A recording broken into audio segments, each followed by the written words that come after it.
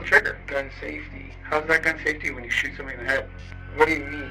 Christopher John Matthews, age 20 at the time of the 2020 incident, became the focus of a severe homicide case in Westminster, Colorado. Convicted of second-degree murder, he was sentenced to 35 years in prison for shooting Tanner Banderet, also 20.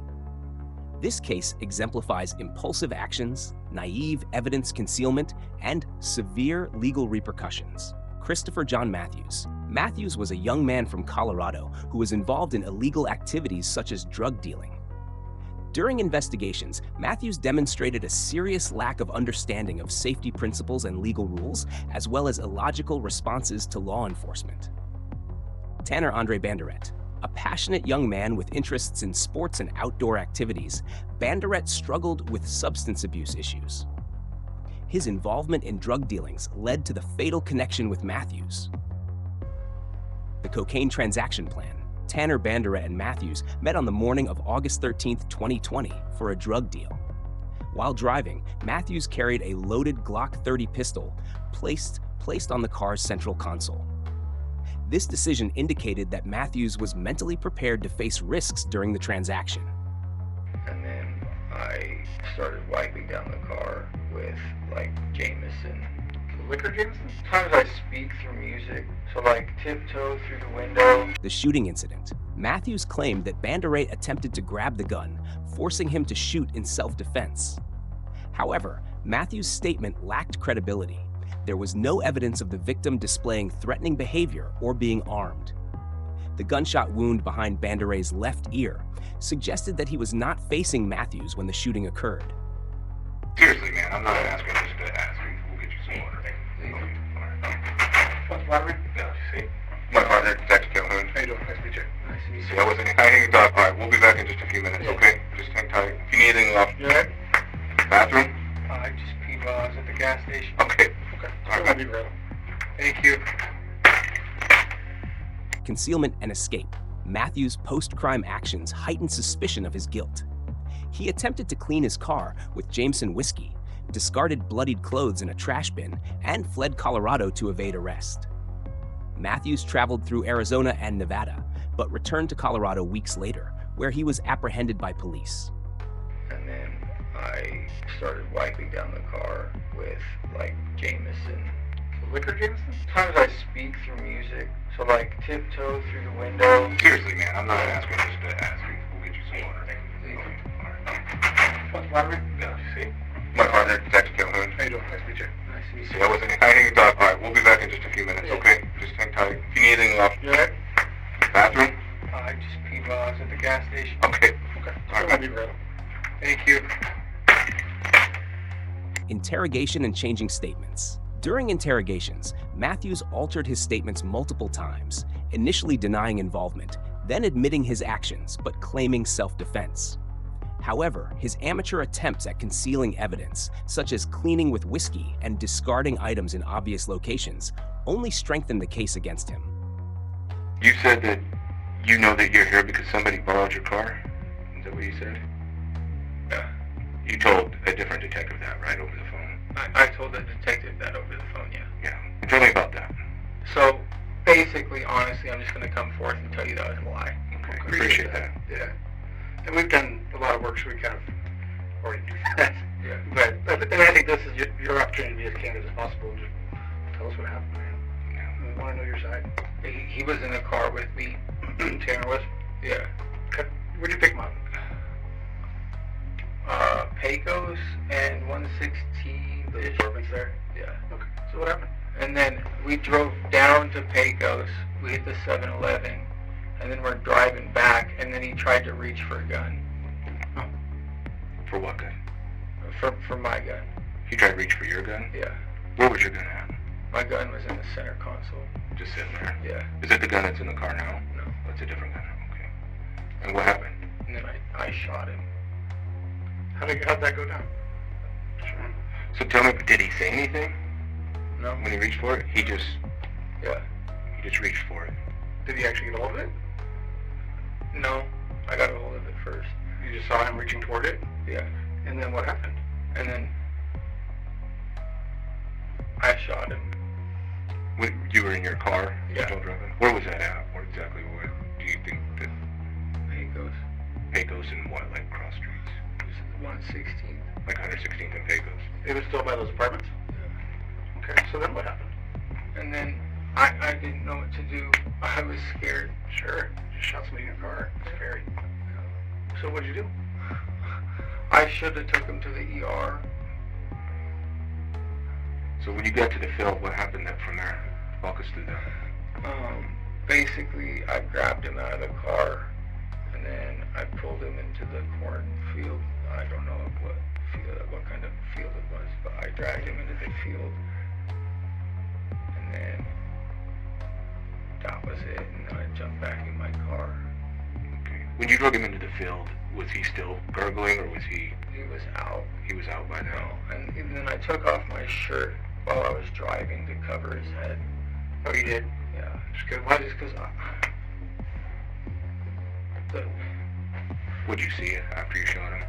his trauma. Like, I try not to go back into it. Fortunately, we're going to need to go through it in some detail today. And I know it's traumatic to have to relive it, but these things really happened. Yeah. And you can't take it back, right? I mean, No. it's something that went bad, but you have to own your part of it. It is what it is, right? Yeah. Like, there's nothing we can do to make that go away. This is something that happened. Yeah. And so we just put the whole story out of what happened, and then, because we want to know, we weren't there. Like, we knew that you shot this guy, you know, but we didn't really know the context of how that happened. Like, we didn't know if you were just like cold-blooded execute this guy, or if there was some... I wouldn't do that unless my life was in danger. Psychology of Christopher John Matthews. Matthews lacked crisis management skills, leading to uncontrolled behavior and inconsistent statements. His stress was evident through symptoms such as trembling, stammering, and frequent alterations in his story during police interrogations. Failed self-defense strategy. Matthews attempted to justify his actions with self-defense. However, this argument failed because the victim showed no immediate threatening actions. Matthews had opportunities to avoid conflict but chose to shoot. His subsequent evidence concealing behaviors demonstrated a clear awareness of guilt. So let's fast forward from there. I know that I can imagine that things are just chaotic. And I'm in complete panic mode at this And I can seriously see that. I can imagine that. I can see it. Yeah. So from there, what happened? What'd you do? I drove around aimlessly. Was him in there? No. After you I got jumped dropped him. I didn't know what to do. Yeah, sure. I was freaking the fuck out. I went to, and then I went to Tara's house. Did you go straight to her house, or did you go home first to change? I think I went home first to change. Because then you talked to Tara for a little bit, right? I don't know. Did she call you, When? Tara, that night? Right before you went over? I think I called her. Okay. I'm not exactly sure on That's okay. details. So you went home and changed, and then you went to her house? I believe so. And that's what happened. And then what happened? And then from there, I was like, I just killed somebody. You told Tara that? And then what happened? I don't really remember. Okay. I was like at a. You're still panicking. I'm still panicking, but like it was like a weird panic, and it was like I'm freaking the out. Naivety and concealment. The gun from the center console, because I saw him reaching for it, and then I shot him. And when you shot him, what was his body position? What was he doing? Was he just sitting there? Or show me how he looked when that happened. I think he was trying to reach for it like slyly. Okay. So it was slow? Like you reached real slowly for it? I don't know, like it's just like you're not trying to grab it quick like, but like you're trying to grab it. I don't know. So he didn't like lunge for it. You just No. kind of like was moving his hand that way, Yeah, and then you grabbed it and shot him. yeah, because like you don't reach towards the center console where a gun's at or another man's gun's at. Sure. Okay. Why did you decide to pull the trigger? I was always told with gun safety, if you're going to aim a gun at anybody,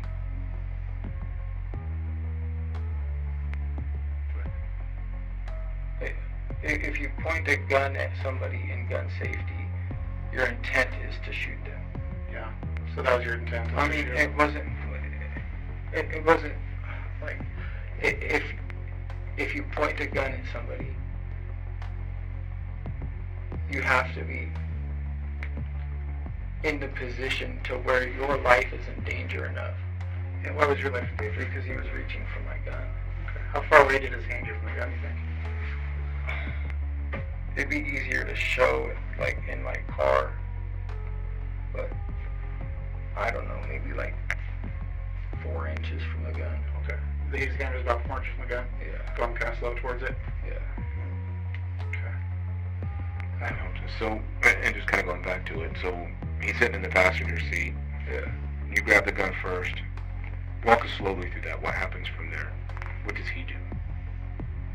He reached for the gun first. So after he does that, Yeah. but you get the gun first, and then what happens from that? And then I pointed the gun at him. And when you did that, what did he do? I don't know. Did he turn away from you, or? It all happened. I think I hit right here, so he must have been looking away from you. It all happened in the blink of an eye, honestly. It was very quick. Yeah, and I just remember gunshot, blood splatter, and then gargle. And how long did that occur, the gargling? I don't know, 5, 10 minutes. He was gargling in your car for 2 minutes? Yeah. Was that while you were driving? What do you mean? Is that why I was driving? Is that while you were driving? Yeah. Sorry, I talked kind of fast like I said before, so forgive me. Yeah, that was while I was driving. God, that must have been pretty scary. Yeah, I was freaking out. Imagine so. Did you see, so you shot him, you saw where you had shot him, and then where all was he bleeding from? I couldn't tell. No, I was just trying to figure out what to do at that point and try to, I don't know, in that point I was in panic mode, complete panic mode. You said you covered him with your shirt Yeah, I took my shirt off and I covered his face. as you were driving? Yeah, I don't know. Where's that shirt? I don't know, it should be in the dumpster as well with everything. The rags? Yeah. Matthews was not a sophisticated criminal. Actions such as cleaning the car with whiskey or assuming that discarding evidence in trash bins would absolve him reflected his lack of understanding and psychological panic. Legal aspects: Matthews was convicted of second-degree murder and sentenced to 35 years in prison. The court concluded that there was no evidence to support his self-defense claim, and the shooting was deemed unjustified. Aggravating behavior: his attempts to conceal evidence and evade capture, such as cleaning the car and fleeing the state, worsened the situation. These actions showed Matthews' clear awareness of his guilt, making it impossible for him to use panic as a defense. Your mind, it's sitting here. Yeah. He's kind of, his hand's going towards it, is that right? Yeah. Do you say anything to him, like, hey, don't grab that? No. You just grab it. And I'm walking through this to make sure that I'm... Okay, so basically he starts to reach for it, and I don't know, whenever I see somebody reach for my gun, I immediately grab it. Okay. And then, but you grab it, Yeah. and what does his hand do? When you grab it. When you grab it, what's his hand do? His hand was just like that, and Then you grab it and point at his head, right? yeah, Okay. Did you have any other guns in the car, or just that one? I just had that one. Did he have one? Not that I know of. Did he have like knives or bats or sharp pens or anything? No. Not weapons? No. Okay. Prosecutors' legal tactics. They focused on inconsistencies in Matthews' testimony, particularly his self-defense claim. Using forensic evidence to disprove the argument that Banderet threatened Matthews helped convince the jury that it was a deliberate murder. Matthews' weak defense: Matthews lacked the ability to defend himself during investigations and interrogations. His confession after arrest was not driven by genuine remorse, but by psychological pressure from investigators. Psychological impact from family and friends. Matthews shared the incident with relatives, increasing police suspicion and placing additional legal pressure on his family. Matthews' statements in court, claiming panic and confusion, did not convince the jury. This defendant destroyed a life, said District Attorney Brian Mason. He will now serve a lengthy sentence for this serious crime. I am grateful to my team at the DA's office for their hard work on this challenging case and to the jury for returning a just verdict. The case of Christopher John Matthews serves as a typical example of the consequences of violence, impulsiveness, and futile attempts to conceal guilt. Matthews' actions not only led to severe legal repercussions, but also caused profound harm to the victim's family. The case highlights the importance of personal responsibility and the necessity of adhering to the law.